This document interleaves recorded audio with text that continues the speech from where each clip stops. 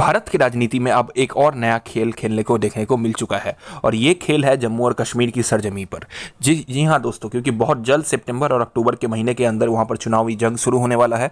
तो दोनों पार्टियाँ, कांग्रेस और जो बीजेपी है, वो दोनों अपने अपने खेल शुरू कर चुके हैं। लेकिन जो खेल सबसे खतरनाक लग रहा है इस बार, वो है कि बीजेपी कुछ हद तक अब जम्मू और कश्मीर में अस्थिर है, कन्फ्यूज्ड है। क्योंकि इसका सबसे बड़ा उदाहरण है कि आज उन्होंने 44 मेंबर की एक फेरिस्ट जारी की थी, जिस फेरिस्ट के अंदर लगभग कैंडिडेट्स के नाम थे, लेकिन उस थोड़ी देर बाद उस लिस्ट को डिलीट कर दिया गया।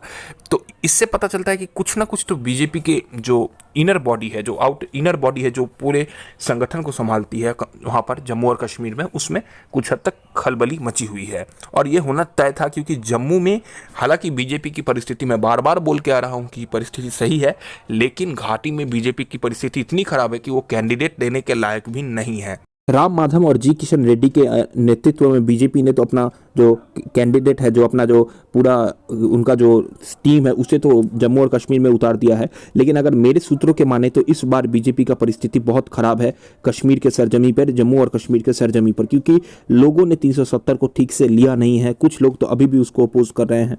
और साथ ही साथ जिस तरीके से कांग्रेस और नेशनल कॉन्फ्रेंस ने अपना कैंडिडेट या बोले या अलायंस अनाउंस किया है, उससे लग रहा है कि इस बार की परिस्थिति थोड़ी अलग है। हालांकि वहां पर भी द्वंद्व चल रहा है कुछ सीटों को लेकर, लेकिन बीजेपी की जो फेरिस्ट है उसमें केवल 14 जन की फेरिस्ट को, माफ करिएगा 16 जन की फेरिस्ट को ही सिर्फ कंफर्म किया गया है, जिसमें करीबन 14 मुस्लिम कैंडिडेट का नाम हमें देखने को मिला है, 2 कश्मीरी पंडित भी हैं और कुछ प्रोमिनेंट नेम्स मिसिंग हैं, जिनमें से सबसे बड़ा नाम है, हम जानते हैं, कविंदर सिंह।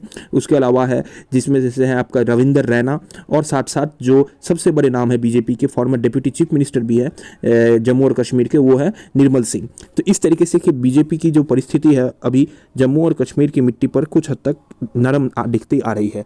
लेकिन आने वाले दिनों में अब क्या होगा नहीं होगा ये बोलना तो थोड़ा आसान नहीं है, क्योंकि परिस्थिति राजनीति कभी भी बदल सकती है। महबूबा मुफ्ती ऑलरेडी एक कोशिश में लगी हुई है डील क्रैक करने के लिए, ताकि वो नेशनल कॉन्फ्रेंस और कांग्रेस की नैया में चढ़ सके।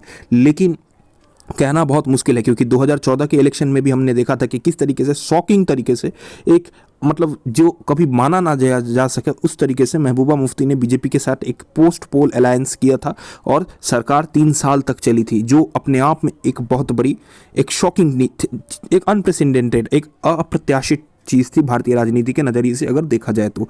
लेकिन भारतीय राजनीति में तो और तो कई नए चीज़ें होते ही रहेंगे और बदलते ही रहेंगे। लेकिन आने वाले दिनों की जो परिस्थिति है उसका एक बहुत बड़ा उदाहरण इससे पता चलता है कि गुलाम नबी आज़ाद भी अब सही तरीके से जम्मू और कश्मीर की मिट्टी में अपना राजनीति खड़ा नहीं कर पा रहे हैं, और वो भी, उनके भी कुछ बड़े बड़े एलीज अब कांग्रेस का दामन थाम चुके हैं।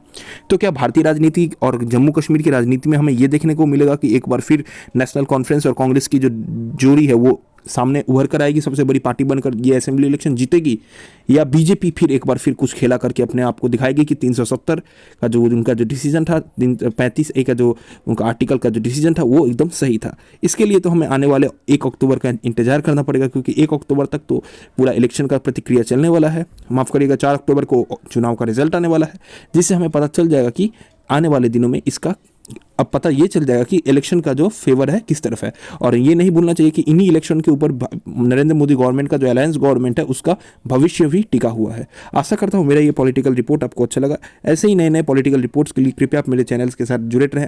आप लोग सब्सक्राइब नहीं कर रहे हैं आजकल, कृपया आप मेरे चैनल को सब्सक्राइब करें, व्यूज़ देते रहें। आशा करता हूँ आपको ये रिपोर्ट अच्छा लगा। जय हिंद, जय भारत।